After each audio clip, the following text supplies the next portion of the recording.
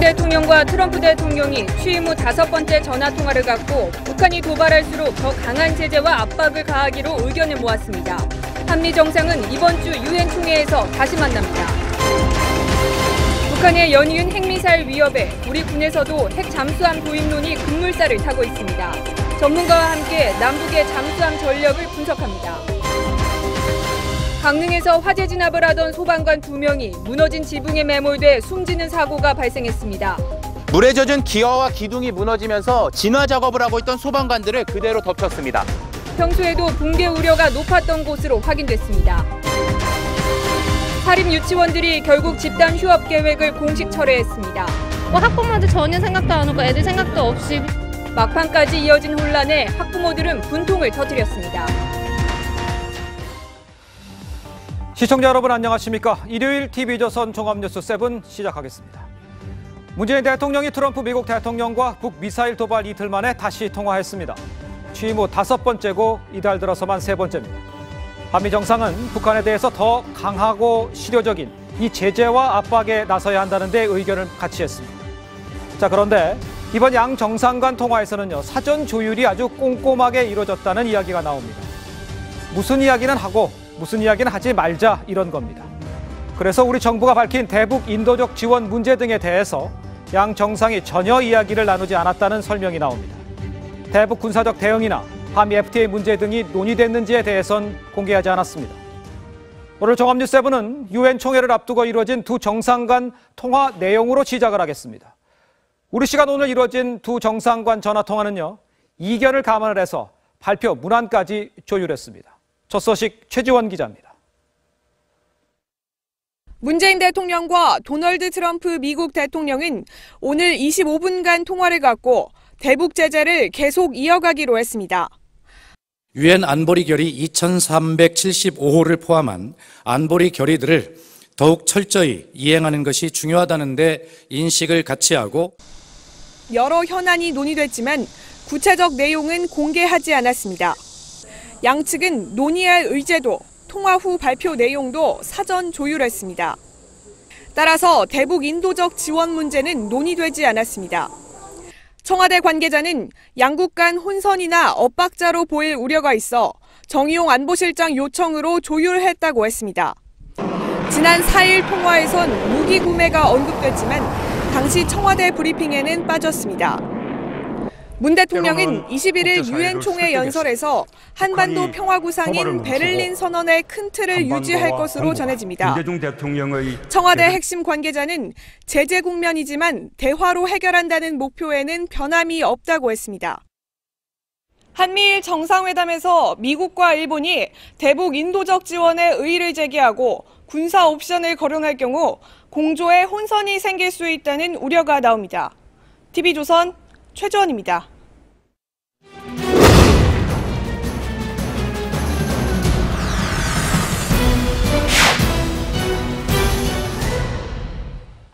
자, 북한은 잠수함에서 발사하는 탄도미사일인 SLBM을 개발하고 있고, 이를 발사할 신형 잠수함도 지금 건조하고 있습니다. 한미일에 아주 치명적인 위협이 될 수 있는데, 우리 군은 이를 막기 위한 최후의 수단으로 핵 잠수함 도입을 적극 추진하고 있습니다. 11월 트럼프 미국 대통령 방한을 앞두고 한미 간의 핵잠 도입 논의가 급물살을 탈 것으로 전망이 됩니다. 이채현 기자입니다. 북한은 신포 등지에서 잠수함 발사 탄도미사일 SLBM과 신형 잠수함 개발에 박차를 가하고 있습니다. 사드 등 우리 방어 체계는 전방을 주로 감시하고 있어 북한 잠수함이 후방으로 침투해 SLBM을 발사하면 속수무책으로 당할 수 있습니다. 북한 SLBM에 대한 대응책이 바로 핵추진 잠수함입니다. 핵 잠수함은 최대 잠항 기간이 6개월이고 속도도 시속 40에서 45km로 재래식 잠수함보다 3배 이상 빠릅니다. 신포 앞바다에서 오랜 시간 잠항하다 북한 잠수함이 나오면 신속하게 추적할 수 있습니다. 전문가들은 우리 독자 기술로 핵 잠수함을 건조할 수 있다고 진단합니다. 다만 핵 잠수함은 농도 20%의 전홍축 우라늄을 연료로 사용하는데 평화적 목적에만 사용토록 한 한미 원자력 협정에 따라 미국의 동의가 필요할 수 있습니다. 비용과 개발 기간도 고민입니다. 한 척당 건조 비용은 1조 원 이상, 개발 기간은 최소 10년인데 북한 SLBM은 1, 2년 내 실전 배치될 전망입니다. 그래서 브라질처럼 해외에서 우선 도입하자는 주장도 없지 않습니다. TV조선 이채연입니다. 자, 보셨지만 이렇게 핵 잠수함 도입을 적극 검토하고 있는 가운데 제주 해역 인근에서 북한 해상 도발에 대비한 잠수함 훈련이 실시가 됐습니다. 잠수함 도입 25년 만에 처음으로 잠수함 내부도 공개가 됐습니다. 안영영 기자가 직접 잠수함에 탑승을 해서 훈련 현장을 취재했습니다. 출동을 알리는 호각 소리와 함께 1200톤 규모의 장보고함이 기지를 빠져나갑니다. 각 부서 전망 준비. 외부로 연결된 마지막 해치가 닫히고 승조원들은 일사불란하게 마지막 점검을 합니다. 충수!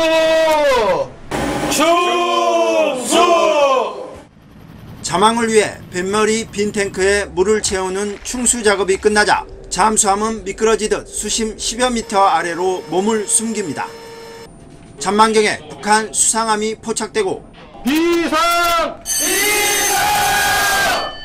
전투태세에 돌입합니다.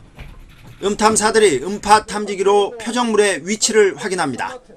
잠수함이 내는 특유의 소리만을 듣고 어느 나라의 잠수함인지 확인할 수 있습니다. 표적물의 위치가 확인되자 함장은 어뢰 발사를 명령합니다. 3, 2, 1, 발사! 발사된 어뢰는 적 함정에 명중합니다. 가장 깊은 곳에서 대한민국을 지키는 침묵의 수호자로서 적 잠수함을 반드시 격침시키겠습니다. 1992년 독일에서 인수받은 장보고함은 길이 56m, 높이 11.5m, 폭 7.6m에 달합니다. 최대 속도는 시속 40km에 최대 자막 능력은 3일에서 4일입니다. 30여 평의 좁은 공간에 승조원 40여 명이 탑승하고 한 번 출항하면 최소 한 달간 훈련합니다. 1200톤급 잠수함 중에서 처음으로 하와이까지 잠항에 성공했고 2004년엔 가상적함 15척을 명중시켰습니다. TV조선 안형령입니다. 자, 이번엔 미사일 이야기입니다. 북한의 미사일 도발에 대해서 우리의 방어체계에 허점이 많다는 지적 어제 전해드렸습니다. 우리 군의 설명은요, 다양한 높이로 날아오는 미사일을 막을 방어막을 순차적으로 구축하고 있다는 겁니다. 그러니까 20km 이하의 낮은 고도면 패트리어트, 20km 이상부터 500km까지는 이 다양한 요격 미사일을 개발하거나 도입한다는 겁니다. 그렇다면 이런 시스템 방어에 전혀 문제가 없는 것인지 지선호 기자가 알아봤습니다. 발사대를 낳은 미사일이 곧바로 솟아올라 목표물을 정확히 타격합니다. 우리 군이 개발한 요격용 미사일 천궁입니다. 군은 이런 미사일을 요격 고도에 따라 다층적으로 갖출 예정입니다. 이른바 한국형 미사일 방어체계입니다. 15에서 20km의 낮은 고도에선 패트리어트로 알려진 팩2, 팩3, 천궁이 담당합니다. 특히 천궁은 우리가 독자 개발한 요격 체계로 MSAM이라고 부릅니다. 천궁은 내년에 앞당겨 실전 배치되고 팩3도 내년 순차적으로 개량 배치될 예정입니다. 고도 약 40에서 70km에선 장거리 지대공 미사일 LSAM이 방어하는 데 현재 개발 중입니다. 그 위 약 40에서 150km는 임시 배치가 끝난 사드가 대응합니다. 하지만 여전히 허점은 있습니다. 높은 고도에서 폭발하는 EMP탄이나 고각 발사된 초고속 미사일, 잠수함 발사 미사일은 요격하기가 힘들다는 겁니다. 문재인 정부는 고도 70에서 500km에서 요격 가능한 SM-3 미사일을 2023년 차기 이지스함에 배치하는 방안을 검토 중입니다. 하지만 그 전에 북한 핵 미사일 개발이 완료되면 대응에 구멍이 뚫릴 수밖에 없습니다. TV조선 지선호입니다. 자, 북한의 잠수함 탄도 미사일 위협에 군이 핵잠수함도 입을 적극적으로 검토하고 있습니다. 문근식 한국국방안보포럼 대외협력국장과 함께 우리와 북한의 잠수함 전력을 좀 비교를 해보고 핵 잠수함이 왜 필요한지 좀 이야기를 나눠보도록 하겠습니다. 안녕하십니까? 네, 안녕하세요. 자, 뭐 잠수함 얘기 쭉 보면 1,800톤급, 1,200톤급 이게 여러 가지가 있는 것 같아요. 좀 어떻게 많고 어떻게 분류가 되는지 좀 먼저 정리를 좀 해주시죠. 좀 혼돈스럽죠. 그러니까요. 네, 그래서 오늘 세계 타이틀 매치 미들급 했잖아요. 예. 이 권투 선수는 이 중량, 체중으로 급을 예. 나눠요. 근데 잠수함은 톤수로 나눕니다. 톤으로. 네, 톤으로. 예. 그래서 우리 한국이 가지고 있는 잠수함이 지금 209급, 214급 그래요. 예. 209급은 1200톤짜리. 1200톤. 네, 그다음 예. 214급은 1800톤짜리. 그런데 네. 209, 214 이런 그 숫자는 독일에서 온 거예요. 우리가 독일에서 설계도를 가져다가 예. 원자재를 가져다 조립했기 때문에 독일에서 붙여준 건데 한국에 들어와서는 우리 해군에서 분류하기를 1200톤짜리는 장보고 1, 예. 장보고 1, 예. 1800톤짜리는 장보고 2 이렇게 구분하고 있고요. 예. 그다음에 현재 우리가 3000톤급을 독자적으로 만들고 있는데 네. 이 잠수함 장보고 3형 그렇습니다. 그렇군요. 그러면 전체적으로 몇 척이나 지금 우리가 가지고 있는 겁니까? 그래서 현재 209급은 9척, 그다음에 214급은 5척이 실전 배치가 돼서 14척이 운용되고 있고요. 예. 2019년까지 214급이 예. 그러니까 장보고 2급이죠. 예. 그래서 한 4척 더 해서 총 18척을 운용할 예정입니다. 자, 우리 북한에는 한 80척 있다고 그러는데 그 SLBM 같은 것이 장착이 되면 우리 정도의 저 14척 뭐 이렇게 있는 것으로 이 탐지나 이런 것들이 가능합니까? 어떻습니까? 북한이 세계에서 1등하는 게 몇 개 있는데 네. 그중에 하나가 잠수함 숫자예요. 예. 거의 80여 척 이상인데 예. 우리는 지금 14척을 운용하고 있잖아요. 그래서 네. 수적으로 우리가 따라가기는 굉장히 부족해요. 그래서 우리가 성능으로 압도해야 된다. 네. 그래서 지금 우리가 계속 추진하고 있습니다. 예. 그래서 그런 와중에 성능으로 현재 가지고 있는 것도 우리 성능이 앞서요. 예. 북한은 2차 대전 말기형을 가지고 있고 예. 그래서 성능 앞서지만은 최근에 들어서는 SLBM을 개발했어요. SLBM 탐지가 가능합니까? 예, 예. 탐지할 수 있는 상황입니까 지금? 그래서 현재 가지고 있는 잠수함으로는 SLBM 탑재 잠수함 참 탐지하기 어려워요. 속력이 예. 빠르야 되는데 예. 그리고 은밀성이 월등해야 되는데 이 면에서 부족하기 때문에 지금 핵잠수함을 가져야 된다 이런 얘기가 나오고 있습니다. 그렇군요. 핵잠수함 우리가 건조할 능력이나 비용 같은 건 어느 정도 듭니까? 핵잠수함 건조할 능력은 가지고 있다고 봐요. 그렇습니까? 첫째로 핵잠수함 예. 만들려면 원자로 예.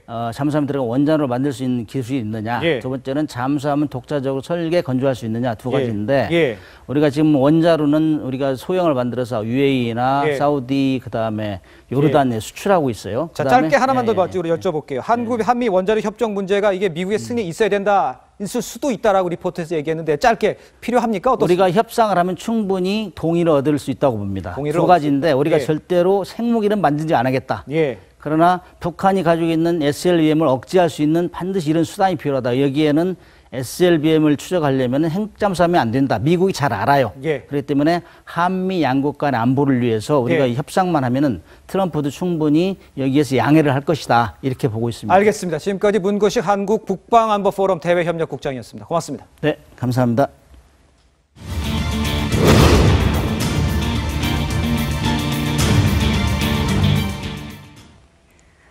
오늘 새벽 강릉의 오래된 정자인 성난정에서 불이 났습니다. 화재 진압 도중 정자가 무너져 내려 소방관 2명이 순직했습니다. 이호진 기자입니다. 강릉 성난정에서 시뻘건 불길이 치솟습니다. 성난정에서 처음 불이 난 건 어젯밤 오후 9시 45분쯤입니다. 최초 불은 10분 만에 불길을 잡았습니다. 하지만 오늘 새벽 3시 50분쯤 바닥에서 잔불이 살아났습니다. 10시에 불 났다가 와서 껐는데 새벽에 다시 이게 잔불이 나가지고 친구 들어갈 때가 끄다가 그게 이제 무너진 거를. 2차 화재가 발생했을 때 이미 성난정의 기와와 기둥은 1차 화재 진화 때 뿌린 물을 잔뜩 머금어 무거워진 상태였습니다. 물에 젖은 기와와 기둥이 무너지면서 진화 작업을 하고 있던 소방관들을 그대로 덮쳤습니다. 강릉 소방서 소속 59살 이영욱 소방위와 27살 이호연 소방사가 매몰됐습니다. 다른 소방관들이 두 소방관을 구해 병원으로 옮겼지만 이들은 끝내 숨을 거뒀습니다. 역사적인 보존 가치가 있는 그런 건물이기 때문에 우리 화재 진압대원들이 화재 진압을 하던 중에 정자가 무너지면서 소방관 2명의 목숨을 앗아갔지만 화재 원인은 아직 밝혀지지 않았습니다. 화재 당시 성난정 출입문은 닫혀 있었지만 인근 공사장에서는 출입이 자유로웠던 것으로 알려져 실화 가능성도 있습니다. 경찰과 소방당국은 합동 감식반을 구성해 정밀 감식할 계획입니다. TV조선 이호진입니다. 순직한 소방관은 소방서의 맏형과 신입대원이었습니다. 퇴직을 불과 1년 앞둔 베테랑 소방관과 임용된 지 8개월밖에 안 된 신입대원은 끝까지 화재 현장을 지키다 변을 당했습니다. 최원영 기자입니다. 성난정 화재로 순직한 59살 이영욱 소방위와 27살 이호연 소방사입니다. 1988년 임용된 이 소방위는 정년 퇴직을 불과 1년 앞두고 있었습니다. 퇴직 이후 가족여행을 계획하고 있었지만 물거품이 되고 말았습니다. 식구들밖에 모르고 부모에 미쳤죠. 죽도 않나 말해놓고 싶었고 그랬는데 뭐 죽어보면 뭔 소용이지. 이 소방사는 올해 1월 임용된 새내기 소방관이었습니다. 어렵게 소방관의 꿈을 이룬 만큼 굳은 일은 항상 도맡아 했습니다. 소방관 꿈을 이루기 위해서 원래 다니던 대학을 포기하고 직업을 굉장히 사랑하는 그런 친구였는데 안타깝습니다. 현장에 함께 출동한 동료는 두 사람이 오래된 건축물을 보존해야 한다며 적극적으로 잔불 정리를 하다 변을 당했다고 전했습니다. 소통 잘 해주시고 직원들에게 서로 의기투합을 선택 진주의하셨고 그런 분이 이제 안내드리고 현장에서 소방청은 두 소방관에게 각각 1계급 특징과 옥조 근정훈장 추서를 추진할 방침입니다. 연결식은 오는 19일 거행됩니다. TV조선 최원영입니다. 사고가 난 성난정은 붕괴 위험 때문에 화재 전부터 주민들이 보강 요구를 해왔던 곳입니다. 하지만 제대로 된 보강은 이뤄지지 않았고 소방관들은 소중한 문화재를 지키기 위해 불에 뛰어들었다가 사고를 당해 예견된 인재였다는 지적이 나옵니다. 송우빈 기자의 보도입니다. 지난 6월 성난정의 모습입니다. 벽에는 굵은 금이가 있고 지붕을 떠받치는 나무들도 휘어져 위태롭기만 합니다. 금이 가고 막 그러니까 무너질 위험도 있고 보강을 해달라고 요구를 했죠. 성난정이 지어진 것은 지난 1956년. 지역 명사 21명이 사적으로 돈을 모아 세운 정자라 세월이 가면서 소유와 관리 주체가 모호해졌습니다. 또 비지정 문화재인 탓에 관할 관청도 사실상 방치했습니다. 저희가 뭐 따로 관리를 하진 않죠. 건축물 대상이 없어요. 풀어주라 마라 할 그런 권한이 없잖아요. 저희가. 주민들은 인근 대형 호텔 공사가 시작되면서 붕괴 위험이 더욱 커졌다고 말합니다. 무너진 성난정에서 1m도 안 되는 거리에 높은 펜스가 세워져 있고 펜스 안쪽에는 지하 3층, 지상 20층 규모의 대형 호텔 공사가 한창입니다. 호텔 공사 시작하고 우리 집도 싹 지금 다 아주 금이가 뭐 깨지고 지금 난리가 났잖아. 모두가 손을 놓은 문화재 방치와 무관심이 화재 진압이란 본분을 다하던 소방관들의 안타까운 목숨을 앗아갔습니다. TV조선 송무빈입니다. 네, 불법으로 촬영한 음란 사진을 자신들이 운영하는 인터넷 카페에 올리고 부당 이익을 취한 일당이 경찰에 붙잡혔습니다. 이들은 자신의 인터넷 홈페이지에 성매매업소 광고를 해주고 이 광고료 명목으로 14억 원을 챙기기도 했습니다. 박소영 기자입니다. 최근까지 운영된 한 인터넷 카페의 게시물입니다. 치마 속 다리, 엉덩이 등 여성의 특정 부위가 찍힌 사진들입니다. 37살 남성 A씨 등 3명은 인터넷에서 음란 사진 수천 장을 다운받아 자신들이 운영하는 사이트 4곳에 올리고 200만 명의 회원을 모집했습니다. 불법 촬영물들은 길거리나 대중교통 등 사람이 많이 다니는 공공장소에서 촬영된 것들이었습니다. 사진들은 파일 공유 사이트 등을 통해 확보했습니다. 사진을 직접 찍진 않았더라도 불법으로 촬영된 사진을 돈벌이 목적으로 유포만 해도 중범죄로 처벌받게 됩니다. 촬영하기 없네요. 그 게시한 것도 촬영 똑같아요. 체포영장에 체포할 거예요. 이들은 홈페이지 한쪽에 성매매업소 광고를 해주고 광고료로 14억을 받아 챙기기도 했습니다. 단순히 올리는 것이 아니고 돈벌이의 목적으로 성매매 업소 등을 광고하는 수익 구조를 창출했습니다. 경찰은 불법 촬영물에 출처가 된 파일 공유 사이트로 수사를 확대할 예정입니다. TV조선 박소영입니다. 자, 시청자 여러분도 성형수술 받으면 이렇게 변할 수 있을까? 정말 이렇게 생각하신 적 아마 있으실 겁니다. 이 달라도 너무 다른 성형외과 이 꼼수 광고인데 공정위가 결국 제동을 걸었습니다. 수술 효과를 지나치게 과장했고 실제 환자가 아닌 병원 직원 등이 올린 가짜 후기도 적발이 했습니다. 자, 이름 들으시면 알만한 이 강남의 유명 성형외과입니다. 송병철 기자입니다. 성형 전후를 비교한 광고 사진입니다. 얼굴형과 눈매 등이 변해 전혀 다른 사람이 됐습니다. 보기만 해도 그냥 예쁘니까 누가 봐도 그래서 상남 정도는 괜찮지 않을까라는 생각을 했었어요. 하지만 달라진 건 얼굴뿐만이 아닙니다. 성형 전엔 아무 장치도 없이 맨얼굴로 찍어놓곤 성형 후엔 머리 손질과 화장, 조명까지 추가해서 찍었습니다. 아예 사진 전문 스튜디오까지 빌려 수술 효과를 부풀리는 꼼수를 부렸습니다. 서울 강남의 시크릿과 페이스라인 성형외과 등 두 곳이 이렇게 과장 광고를 하다 적발됐습니다.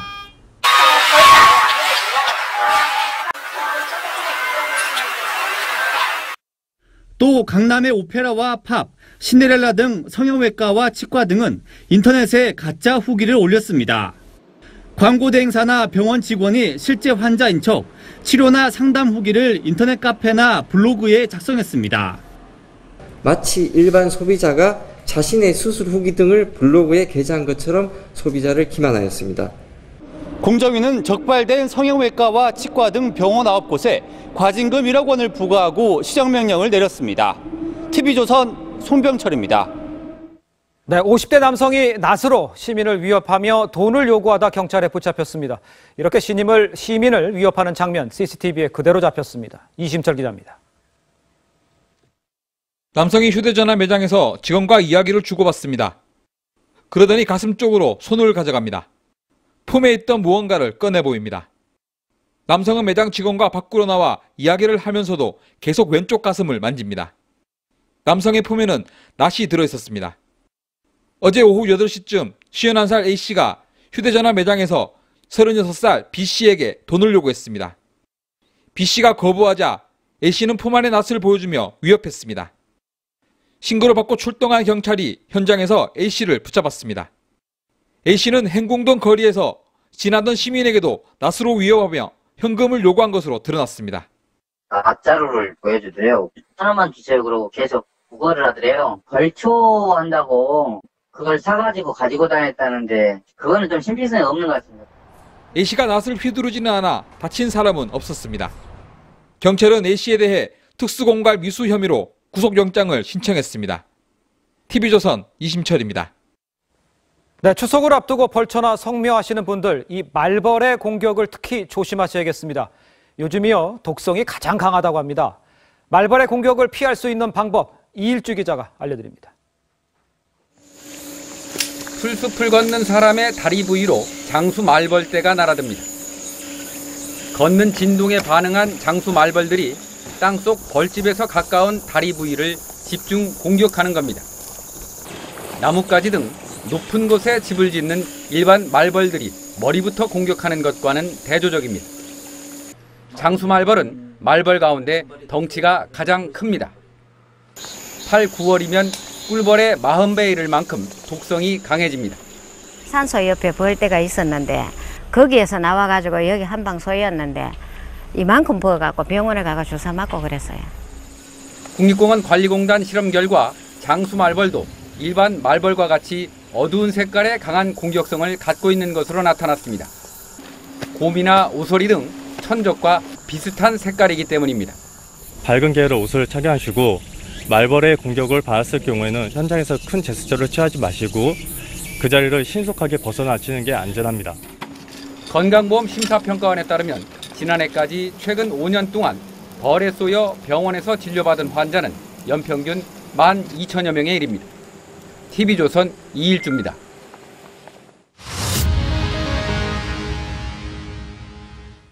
학생이 줄어들면서 문을 닫는 대학이 잇따르고 있습니다.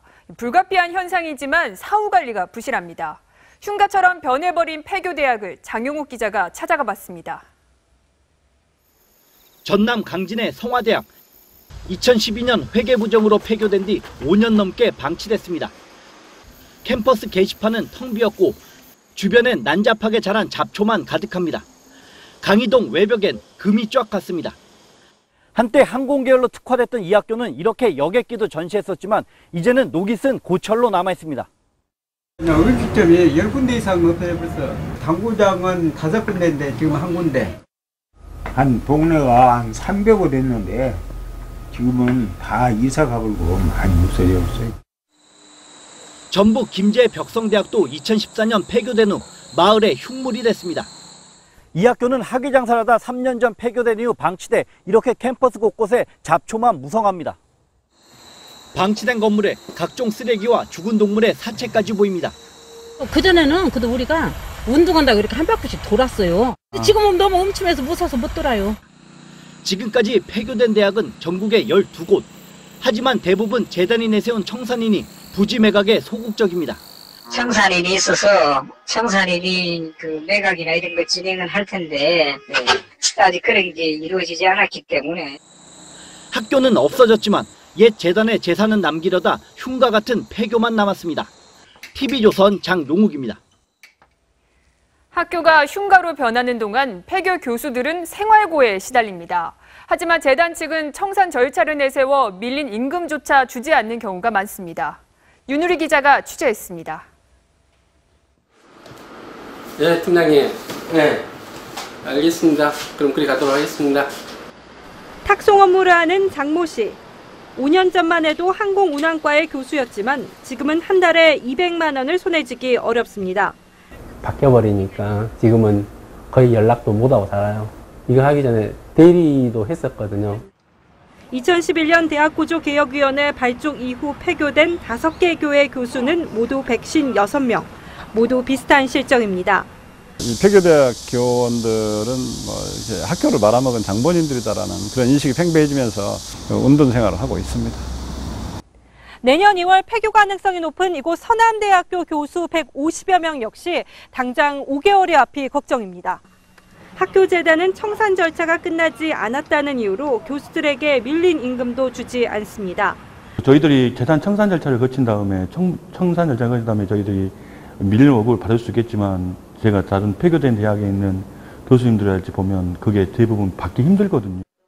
재단은 대부분 폐교를 부른 비리의 당사자지만 청산 절차 앞에 교육부도 팔짱만 끼고 있습니다. 왜냐하면 이게 이제 사립대학 같은 경우는 이제 고용계약 자체가 이제 사적 관계로 이루어지고 보장을 해드리거나 이렇게 하기는 어렵다는 거죠. TV조선 윤우리입니다. 자, 내일 자녀를 유치원에 보내야 하는지 말아야 하는지 학부모님 고민 많으실 겁니다. 결론부터 말씀드리면 내일 보내셔도 됩니다. 한국유치원총연합회가 결국 휴업을 철회했습니다. 하지만 지난 금요일부터 한다 안 한다 이 오락가락 선언에 학부모들과 원생들만 혼란을 겪었습니다. 유혜림 기자입니다. 휴업을 철회하고 정상 운영하기로 했습니다. 한국유치원총연합회가 집단 휴업을 하지 않겠다고 공식 발표했습니다. 학부모들에게도 사과했습니다. 불편과 심려를 끼치도록 대단히 죄송하다는 말씀 올리겠습니다. 유치원연합회는 지난 사흘 동안 휴업과 휴업 철회 번복을 거듭했습니다. 마치 사립유치원이 스스로 휴업을 철회한 것처럼 가정하였습니다. 예정되었던 휴업을 철회하고 정상 운영하기로 했다는 말씀을 드리면서 학부모들은 수시로 바뀌는 유치원의 입장에 가슴을 졸였습니다. 맡길 데가 일단 없고 유치원에서 주장하고 있는 내용들이 조금 이해가 되지도 않고 일부 학부모들은 인터넷 카페에 휴업에 참여한 유치원 명단을 만들어 공유하기도 했습니다. 학부모들 전혀 생각도 안 하고 애들 생각도 없이 그냥 한다니까 기분이 상당히 안 좋았죠. 나빴죠. 한유총은 내일 예정했던 휴업 대신 대규모 집회를 열고 국공립유치원 수준의 재정 지원을 요구할 계획입니다. TV조선 유혜림입니다. 네, 각 지방자치단체에서는요, 출산율을 높이기 위해서 장려금을 지급하고 있습니다. 일부 지자체의 경우 아주 파격적인 지원을 하기도 합니다. 자, 그런데 출산 장려금만 받고 이 다른 곳으로 이사를 하는 등 이 제도를 악용하는 사례 늘고 있습니다. 또 이 장려금 제도가요, 출산율을 높이는 효과도 크지 않다는 분석 나옵니다. 이 제도를 점검해야 할 시점입니다. 김승돈 기자입니다. 지난해 7월 전남 해남에서 첫 아이를 낳은 30대 부부는 11개월 동안 매월 15만 원씩 출산 장려금을 받았습니다. 하지만 이들은 올해 4월 다른 지역으로 이미 이사간 상태였고 해남군은 뒤늦게 한 달치를 돌려받았습니다. 전라남도 22개 시군에서 이처럼 부정하게 출산 장려금을 타다 적발된 양심 불량자는 2012년 217명에서 지난해 407명으로 2배 가까이 늘었습니다.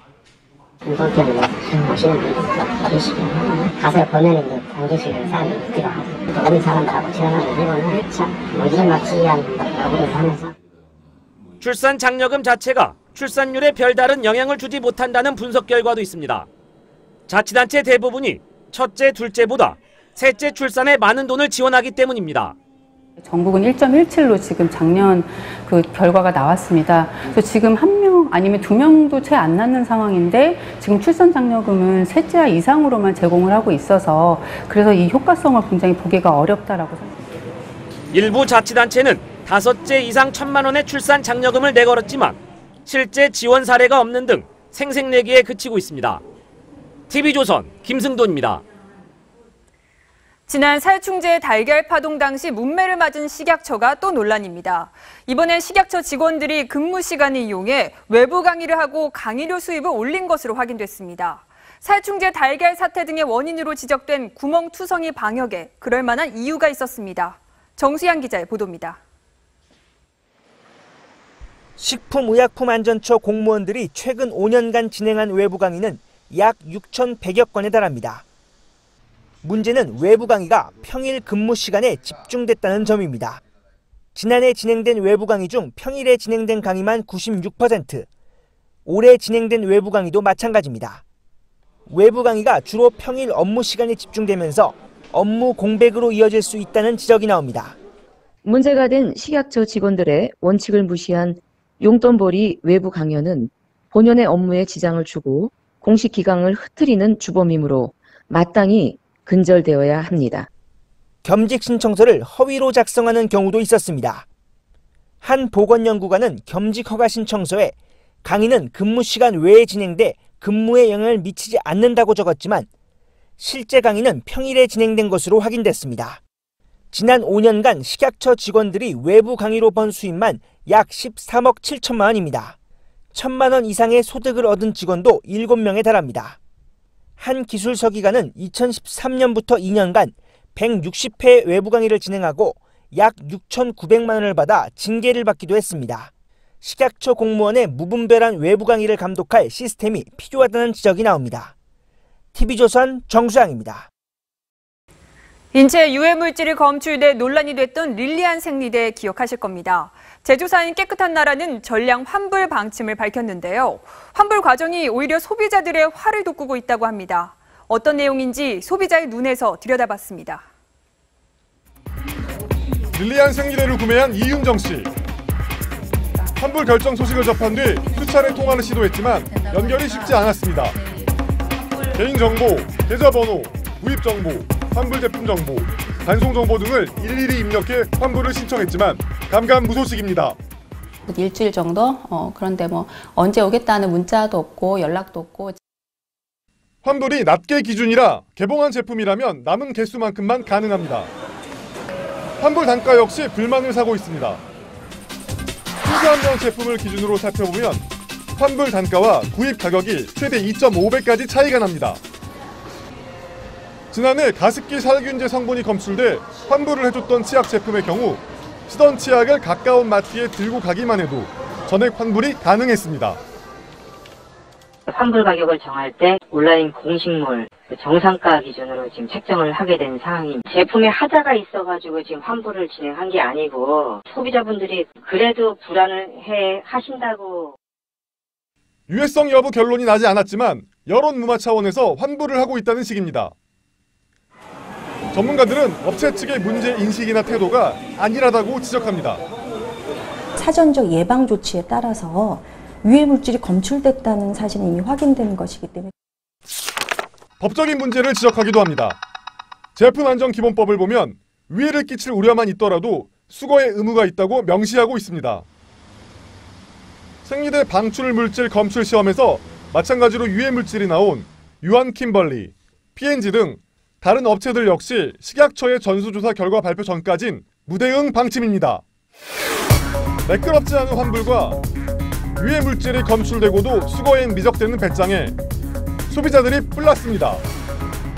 소비자의 눈 안정용입니다. 네, 문재인 대통령이 유엔 총회 참석을 위한 출국 하루 전인 오늘 김명수 대법원장 후보자 인준에 야당의 협조를 호소하는 입장문을 발표를 했습니다. 그러나 보수 야당은 여전히 김 후보자 인준에 협조할 수 없다는 입장입니다. 국민의당은 민주당의 사과가 우선이라고 했습니다. 최승현 기자입니다. 문재인 대통령이 내일 출국을 앞두고 사법부 수장 공백이라는 초유의 사태가 벌어지지 않도록 해달라고 했습니다. 양승태 대법원장이 퇴임하는 24일 전에 김명수 대법원장 후보자 인준안을 통과시켜달라는 겁니다. 판권 분립에 대한 존중의 마음으로 사법부 수장을 상대로 하는 인준 절차에 예의와 품위가 지켜지는 것도 중요합니다.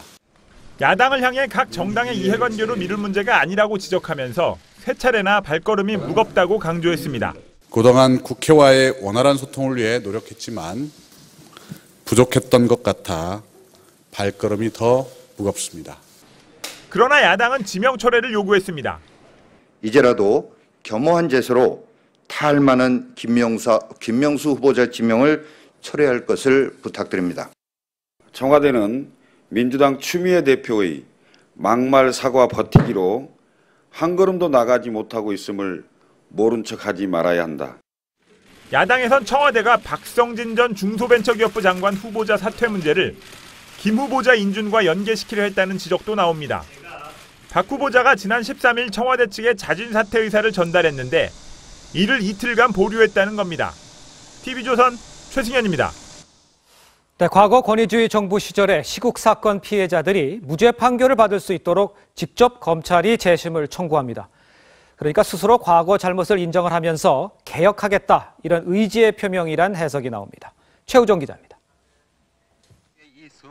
지난 1968년 북한 경비정에 납포돼 4달 동안 억류됐다 풀려난 태영호 선원 박모 씨. 불법 구금된 채 수사를 받은 박 씨는 반공법 위반으로 징역 1년에 집행유예 2년을 확정받은 뒤 1981년 숨졌습니다. 검찰은 박 씨를 비롯한 6개 사건 18명에 대해 재심을 청구하기로 했습니다. 피해 당사자가 아닌 수사 기소 주체인 검찰이 스스로 재심을 청구하는 건 이례적인 일입니다.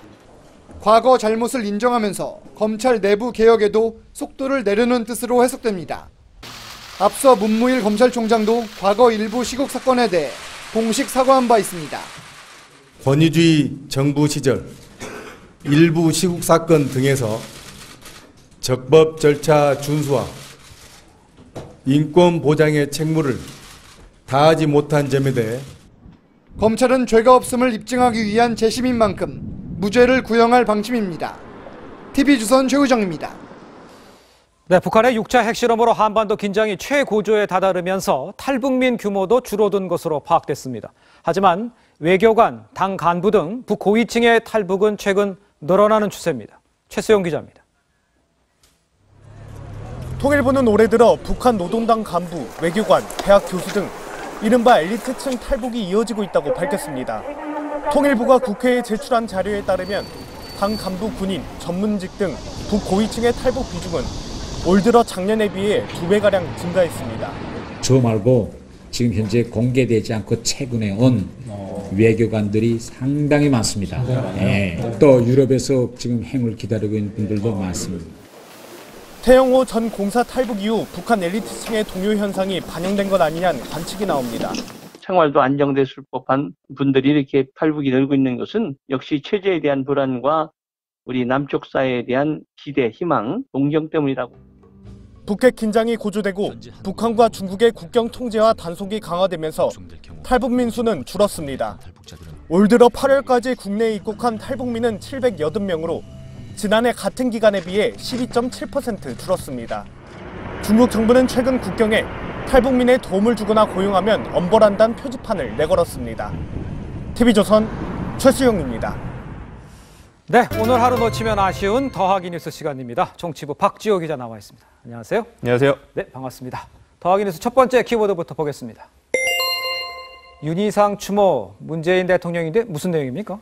예, 문재인 대통령이 오늘 탄생 100주년을 맞은 친북 논란 작곡가 고 윤희상 선생을 추모했습니다. 예. 문 대통령은 페이스북에서 악보 위에 선을 자유롭게 넘나들던 그였지만 한반도를 가른 분단의 선만큼은 넘지 못했다. 이렇게 썼습니다. 네. 이어서 우리에게 그의 음악은 낯설기만 한데 그의 음악을 발견하고 즐길 날을 기대한다. 이렇게 썼습니다. 윤희상 씨에 대한 문 대통령의 관심은 이번이 처음은 아닙니다. 예. 지난 7월이죠. 독일 방문 때 통영의 동백나무를 베를린의 묘비 옆에 심도록 했고 부인 김정숙 여사는 묘소를 직접 참배하기도 했습니다. 그랬었죠. 예, 유명한 현대음악가인 윤희상 씨는 지난 67년이죠. 이른바 동백님 사건에 연루돼 대법원에서 징역 10년형을 받았고 북한 방문 등으로 친북 논란을 빚은 바 있습니다. 그렇습니다. 자, 두 번째 키워드 보겠습니다. 연애혁명. 북한 모습인데 북한에 연애혁명이 있다는 얘기입니까? 그 예전에 북한에 억류됐다가 풀려나자마자 곧바로 숨진 미국인 대학생 오토 원비어 사건 기억하실 겁니다. 이 사건 이후 미국이 미국인의 북한 관광을 전면 금지했습니다. 외국인 관광이 막히자 북한 전문 여행사들이 중국과 일본, 유럽인들을 대상으로 마치 성매매를 연상시키는 듯한 이런 선정적인 마케팅을 벌이고 있습니다. 북한 여행사의 한 일본 총파는 크리스마스에 평양에서 연애혁명 일으키기 이런 광고 문구를 내세웠습니다. 또 독림호텔 미인 직원과 체조 체험 이런 문구도 등장했습니다. 자유아시아 방송은 원비어를 북한에 보냈던 중국 여행사도 매일 관광객 모시기에 열을 올리고 있다 이렇게 보도했습니다. 미국 국무부는 북한이 관광으로 얻는 수익의 상당 부분이 핵 개발에 전용된 것으로 보고 있습니다. 그렇군요. 자, 마지막 키워드 보겠습니다. 눈 위에 키미테를, 이 키미테라면 귀 밑에 붙이는 멀미약인데 이걸 왜 눈 위에 붙이는가요? 귀 밑에 붙이는 멀미약의 대명사격이죠. 이 약을 눈에 붙여서 병역을 피하려 한 사람들이 있습니다. 이 약품의 특정 성분이 눈에 들어가면 동공이 확장되는데 이를 이용해서 시력 장애 판정을 받아서 병역을 피하려는 겁니다. 이런 식으로 병역을 피하려다 적발된 게 지난 2013년부터 올해 초까지 무려 227건이나 됩니다. 가장 많은 수법이 고의로 살을 찌우거나 빼는 행위죠. 57건이었고요. 정신질환을 위장하는 행위, 또 고의로 문신을 하는 방법 등이 52건으로 뒤를 이었습니다. 병무청이 병역 회피를 위해 신체를 훼손하거나 가짜 진단서를 만드는 등의 행위를 단속하고 있지만 단속 인원이 너무 부족하다 이런 지적도 있습니다. 그렇군요. 네, 지금까지 정치부 박지호 기자였습니다. 수고했습니다. 19호 태풍 독수리가 베트남 중북부를 강타해 8명이 숨지고 30여 명이 다쳤습니다. 베트남의 도시들이 폐허로 변한 가운데 피해 복구 작업이 진행 중입니다. 김지수 기자의 보도입니다. 거리 곳곳이 강풍에 날아온 파편으로 가득합니다. 최대 풍속이 시속 135km에 달하는 태풍 독수리가 베트남 중북부에 상륙했습니다. 현재까지 8명이 숨지고 30여 명이 다쳤습니다. 天花给塌下来了，然后我赶紧跑下来，很恐怖啊！我感觉我在楼里的时候，这个楼栋感觉在晃。 정전이 발생하고 통신이 끊기면서 주민 130만 명이 불편을 겪었습니다. 핫딘성과 꽝빈성에서는 주택 11만여 채가 파손됐고 도로와 농경지도 침수됐습니다. Sau khi cơn bão số 10 đổ bộ vào đất liền thì với cường độ và cái sức gió giật rất mạnh nên đã gây thiệt hại lớn cho nhân dân ở trong vùng. 중국 부해안에선 선박 운항이 중단됐고 항공편 취소도 잇따랐습니다. 10만 명 이상의 주민들이 안전한 곳을 찾아 대피해야 했습니다. Khi bão lớn phải đi ra ngoài. Nếu mà ở đây chết rồi. Đó là kinh nghiệm. Anh ở nhà tạm thì anh phải ra đi. 도시 곳곳에서 피해 복구 작업이 한창인 가운데 태풍 독수리는 열대성 저기압으로 세력이 크게 약화되면서 베트남 서쪽의 라오스로 이동했습니다. TV조선 김지수입니다. 이달 초부터 대기업 등 하반기 공개 채용이 시작돼 한창 진행 중입니다. 정부의 일자리 확대 정책에 맞춰 기업들은 채용을 늘리는 추세인데요. 이색적인 채용 방식도 늘어나고 있습니다. 최윤정 기자입니다. 인사 담당자들이 둘러앉아 영상 자료를 검토합니다. 이 사진 한 장으로 본인이 가지고 있는 건 굉장히 잘 표현하잖아요. 회의를 하는 듯하지만 실제로는 취업 지원자의 자기소개서를 심사하는 겁니다. 시를 쓰기도 하고 동영상으로 자기소개서를 쓰기도 합니다. 형식의 제한이 없는 겁니다. 예술 콘텐츠나 문화 콘텐츠를 통해서 본인을 표현해보라라든가 이런 내용들을 보면 이 사람 자체가 온전하게 어떤 사람인지를 SNS를 통해 채용 설명회를 연 한 기업은 당초 초청 취업 준비생보다 40배가 넘는 지원자가 몰렸습니다. 페이스북을 통해서 누구나 신청하면 입사하고자 하는 직무에 대해서 알아볼 수 있다는 것이 굉장히 큰 장점이라고 생각합니다. 보수적인 채용 방식을 고집했던 금융권도 올해 처음으로 공동 채용 박람회를 열어 하루에만 1,300여 명의 구직자가 면접을 받습니다. 효과적인 탈스펙 심사와 채용을 위한 다양한 시도들이 일어나고 있는 겁니다. 치열한 취업 경쟁 속에 이른바 스펙에서 벗어나 능력 중심의 이색 채용 문화가 점점 자리 잡고 있습니다. TV조선 최윤정입니다. 이 영화가 볼만한지 포털의 영화 평점 먼저 챙겨보는 분들 계시죠? 이 평점이 가끔은 한 작품을 매도하는 테러가 되기도 하는데요. 영화 평점의 덫 신한순 기자가 짚어봤습니다. 서울 경기 남부 일대 부녀자 연쇄살인 사건의 피해자가 우리 상황 알지? 뭐 어떻게든 해결만 하면 되는 겁니까?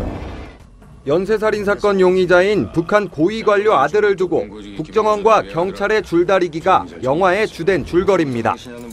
하지만 이 영화, 여성 고문 살해 장면을 이유로 여성 혐오 영화라며 최하 평점인 1점 테러를 당했습니다. 배우 한효주 씨 주연 영화 W 평점란입니다.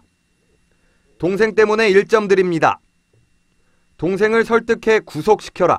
줄거리와 무관한 평점이 줄을 이루고 있습니다. 영화 보기 전 평점을 먼저 체크하는 관객이 적지 않아 관계자들에게는 이런 평점, 비수와 같습니다. 평점을 영화 보기 전에 체크해보고 이게 볼만한 영화인지 좀 좋은 영화라고는 생각이 안 들고 여러 가지 평점 시스템 중에서 영화를 안 보고도 이렇게 평점을 줄 수 있는 시스템들이 있단 말이에요. 그런 것들은 조금 손을 봐야 된다라고. 칸 영화제에서 인정받은 작품임에도 감독 개인 소셜미디어 내용 때문에 또는 친일 영화란 석연찮은 낙인 때문에 치명상을 당할 수도 있는 현재의 평점 시스템. 영화 보지 않고도 평가가 가능한 일부 포털의 평점 시스템이 영화계의 뜨거운 감자로 떠올랐습니다. TV조선 신환순입니다. 프로야구 롯데가 3위 NC와의 승차를 반게임 차로 좁혔습니다. 프로배구 경기에선 우리나라 최고의 공격수 문성민이 리베로로 깜짝 변신했습니다. 이다솜 기자입니다. 롯데가 2대5의 시원한 3런포로 1회부터 기선을 제압합니다.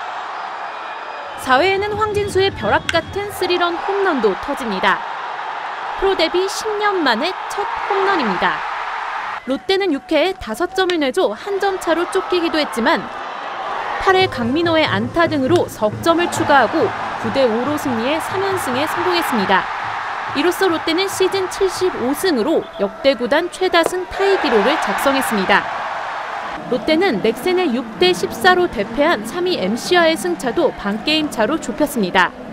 선두 기아는 최하위 KT의 4대3 진단승을 거뒀고 LG는 하나의 4연승을 저지하며 3연패에서 벗어났습니다. 리베로 전용 유니폼이 없어 조끼를 걸친 문성민.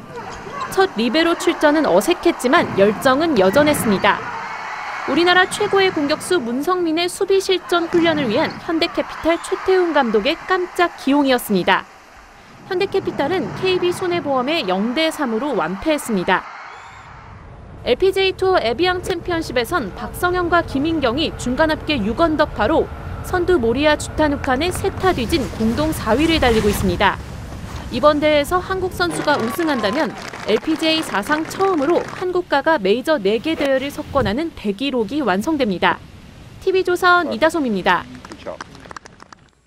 네, 월요일인 내일 전국이 쾌청하겠습니다. 완연한 가을 날씨가 펼쳐지겠는데요. 다만 일교차가 큰 만큼 건강관리 잘하셔야겠습니다.